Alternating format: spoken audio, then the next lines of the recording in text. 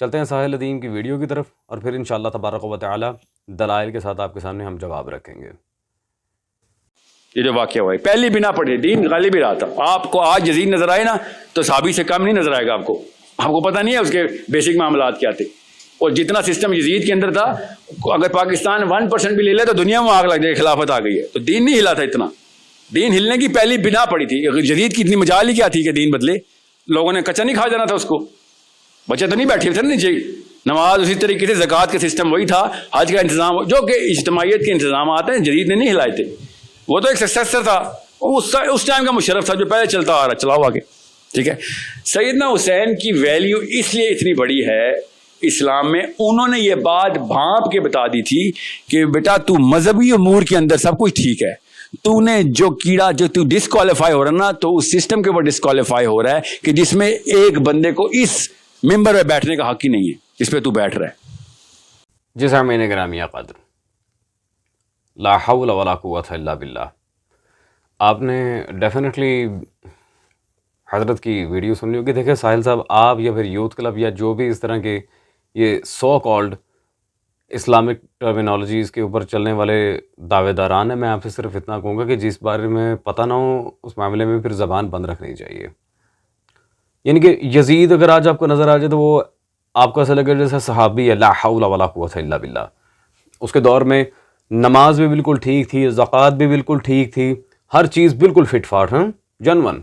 وہ سلطان دشت نینوا اسے کہہ رہے تھے کہ تم ممبر پر نہیں بیٹھ سکتا، تو گویا یہ تاثر دینا چاہ رہے ہیں ذاکر نلائق والا، جس طرح اس نے کہا تھا کہ نعوذ باللہ یہ دو شہزادوں کی جنگ تھی، معاذ اللہ ثم معاذ اللہ، اور یزید کو پیس بھی اپون ہم تک کہا تھا، نعوذ باللہ۔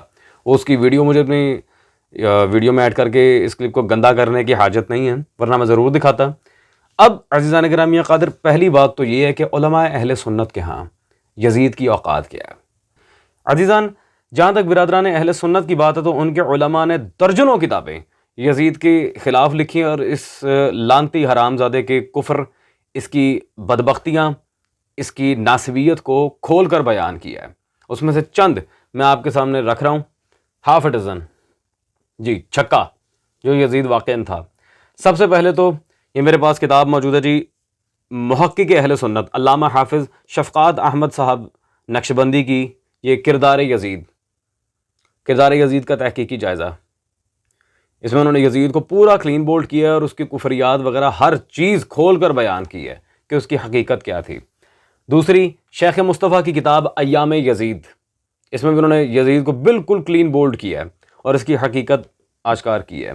تیسری، علامہ محمد حبیب اللہ چشتی صاحب کی شبیر و یزید، اس میں بھی یزید کی ساری کی ساری جو حقیقی داستان ہے اسے کھول کر بیان کیا گیا، مولا حسین کا دفاع کیا گیا ہے۔ چوتھی، انتہائی محققانہ کتاب، مجدد مسلک اہل سنت جناب محمد شفیع کاڑوی صاحب کی امام پاک اور یزید پلید، بہترین کتاب ہے۔ پانچویں، یہ جناب محمد علیم خان صاحب نقشبندی، ترجمان تصوف، ان کی یہ شان اہل بیت اور محاسبہ یزیدیت، یہ بھی انہوں نے خود تو کیا بلکہ اور بھی جو اکابر علماء ہیں ان کی اقوال، ان کی تحقیقات، ان کے افادات کو اس کتاب میں شامل کیا اور یزید کو پراپرلی انہوں نے کلین بولڈ کیا۔ چھٹی، یہ میرے پاس کتاب موجود ہے، طاہر القادری صاحب کی حال ہی میں کتاب ہے القول المتین فی امر یزید اللعین۔ تو الحمدللہ جیسا کہ آپ نے دیکھا کہ ہم نے 6 کتابیں علماء اہل سنت کی آپ کے سامنے رکھی ہیں، جس میں یزید کی اوپر اتنی ضخیم اور موٹی کتابیں، یزید کی حقیقت، یزید کے کفر، یزید کے اعتداد، یزید کا قتل اہل بیت کرنا، قتل اصحاب کرنا، قتل تابعین کرنا، واقعہ حرہ، خانہ کعبہ جلانا، مدینہ شریف پر حملہ کرنا، بہت سارے معاملات اس میں موجود ہیں، توہین حرم رسول خدا صلی اللہ علیہ وسلم کرنے، یعنی کہ بہت سارے۔ اور یہ تو تھے علماء۔ اب کیا ائمہ اہل سنت میں سے کسی نے یزید کے خلاف سخت قسم کا سٹانس لیا ہے؟ تو بالکل بہت سارے علماء و ائمہ اہل سنت نے لیا ہے۔ اور علماء کی 6 کتب کے بعد اب میں ایک اہل سنت کے جید امام ابن جوزی کی کتاب دکھانا چاہوں گا، یزید پر لعنت کا جواز۔ اس میں خاص طور پر واقعہ حرہ کی صحت پر انہوں نے نظر ڈالی ہے، جس میں یزید کی ساری کرتوتیں انہوں نے بالکل واضح عوام کے سامنے پیش کی تھی۔ امام ابن جوزی نے یزید لانتی کی حقیقت پر پوری کتاب لکھی ہے. ساحل الدین صاحب آپ ان کتابوں کو پڑھیں. اس کے علاوہ بھی بہت ساری ہیں. فقیر کے پاس تو خیر درجنوں کے حساب سے ہیں. ابھی صرف آپ ان 6 علماء کی اور ایک امام اہل سنت یعنی کہ ٹوٹل 7 کتابیں میں آپ کے سامنے رکھ چکا ہوں. پہلے ان کا تو جواب دے دے, باقی باتیں تو بعد میں دیکھی جائیں گی. اب یزید کے زمانے میں نماز تھی, یہ تھی, وہ تھی. آئیں میں کہتا ہوں جو ہندوؤں کے ہاں, کفار مکہ کے ہاں, ہر ایک کے ہاں جو کنسپٹ نہیں تھا, یزید نے وہ حرکت شروع کی ہوئی تھی. اور اسی لیے سلطان کربلا کو تمام ادیان, ہر قوم پکارتی ہے ہمارے ہیں حسین. دنیا کا ہر مذہب حسین حسین کر رہا ہے, ہندو, عیسائی, یہودی, سب. کیوں ابھی بتاتا ہوں.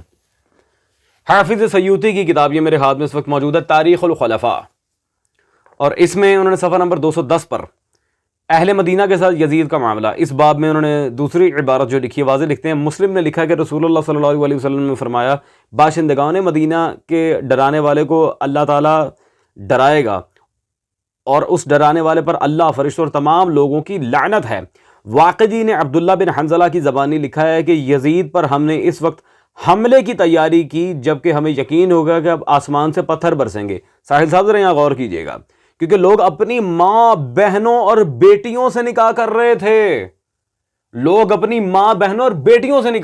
تھے. استغفر اللہ. شرابیں پی رہے تھے اور نماز چھوڑ چکے تھے. بڑا آپ نے یزید کو کہا جی نماز زکوٰۃ سب کچھ ویسے چل رہا تھا, تو یہ کیا ہے عزیزان؟ ایک ہوتا ہے اختلاف نماز پڑھنے کے طریقے پر, واجبات نماز پر شیعہ سنی اختلافات چلتے رہتے ہیں. جو سرے سے نماز ہی چھوڑ گیا ہے, شرابیں چل رہی ہیں, اپنی بہن بیٹیوں کے ساتھ, ماؤں کے ساتھ لوگ نکاح کرنا شروع ہو گئے, اور یہ سب کا کریڈٹ کس کو جا رہا ہے؟ یزید کو. یہ حافظ سیوطی لکھ رہے ہیں. حیرت ہے خدا کی قسم, اتنے واضح براہین و دلائل ہونے کے باوجود اگر یزید کے بارے میں یہ کہا جائے کہ جی وہ صرف جی ممبر کے لحاظ سے لڑائی تھی سلطان کربلا کی, اس پہ پھر افسوس ہی کیا جا سکتا ہے. تو نام نہاد موٹیویشنل اسپیکر صاحب, خدا را اپنی حیثیت میں رہیں, اور سلطان کربلا پہ دوبارہ یہ الزام نہ لگائیے گا کہ معاذ اللہ مولا حسین کی جنگ شریعت کے لیے تھی ہی نہیں.